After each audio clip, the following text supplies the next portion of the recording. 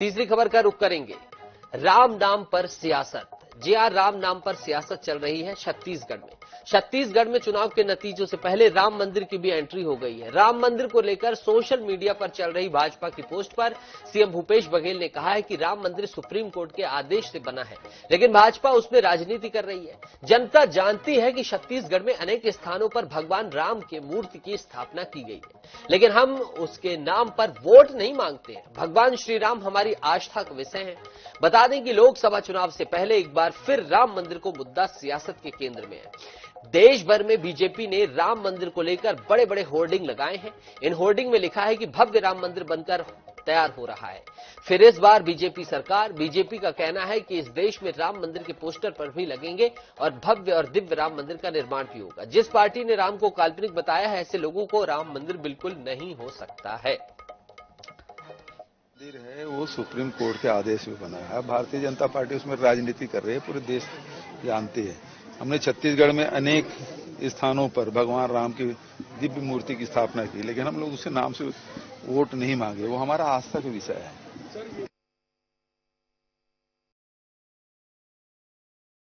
जनता party के प्रवक्ता जुड़ रहे हैं हमारे साथ। सर, बहुत बहुत स्वागत है। नमस्कार।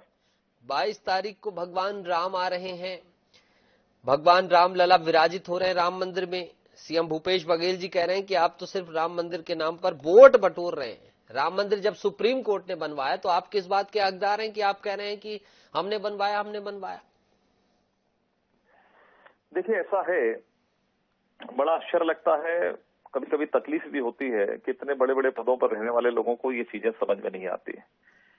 सब चीजें आगे बढ़ती हैं, उसके लिए कौन प्रयासरत है और कौन उसमें बाधा उत्पन्न कर रहा है, ये तो माननीय भूपेश बघेल जी को जानकारी होगी। 1989 में पार्लियामेंट के राष्ट्रीय अधिवेशन में उस लड़ाई को लड़ने के लिए हमने एक प्रस्ताव पारित किया। रथ यात्रा किसने निकाली, बाबरी ढांचा उस पर बना था, कौन संघर्ष किया, कैसे बना, कोर्ट में जाकर कौन कांग्रेस के नेता कपिल सिब्बल जाकर वहां पर रोक लगा रहे थे।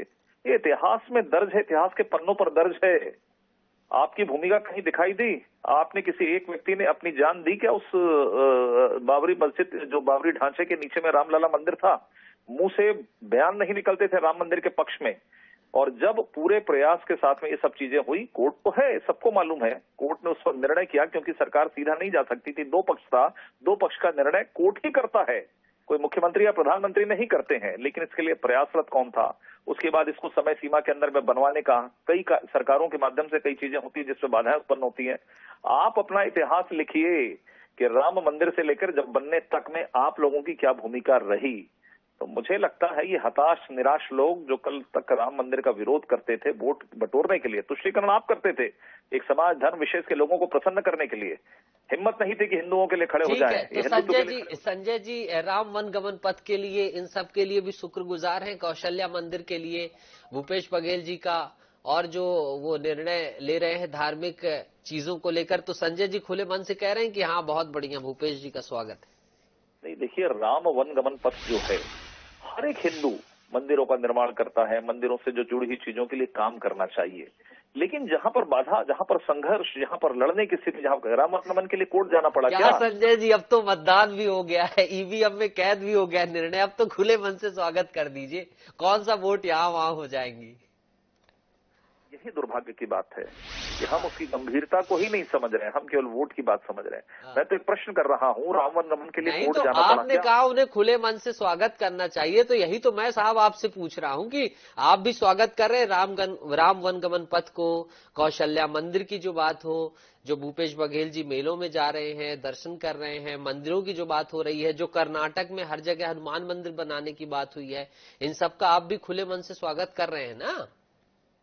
भैया, पहले भूपेश बघेल जी से एक शब्द तो कह लो कि धन्यवाद भाजपा। संघर्ष में जो बाबरी ढांचे को ढाने में जो वीर शहीद है उनको शहादत को सलाम एक बार बोल दें। मैं माला पहना के स्वागत कर दूंगा भूपेश बघेल जी का। हाँ। बड़ा आदमी बड़े मन से पहले कहे तो।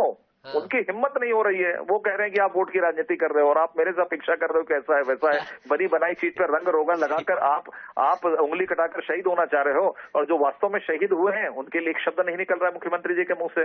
अरे उनसे तो कह दो, मैं माला पहनाऊंगा जाकर सीएम हाउस में, अभी अच्छा, तो संजय जी का कहना है कि भाई राम मंदिर भले ही सुप्रीम कोर्ट ने बनाया, उसके लिए भारतीय जनता पार्टी ने कुर्बानी दी, इसलिए हकदार है। संजय जी, अपनी राय देने के लिए, अपनी बात रखने के लिए बहुत बहुत शुक्रिया आपका। तो राम नाम पर सियासत तेज है।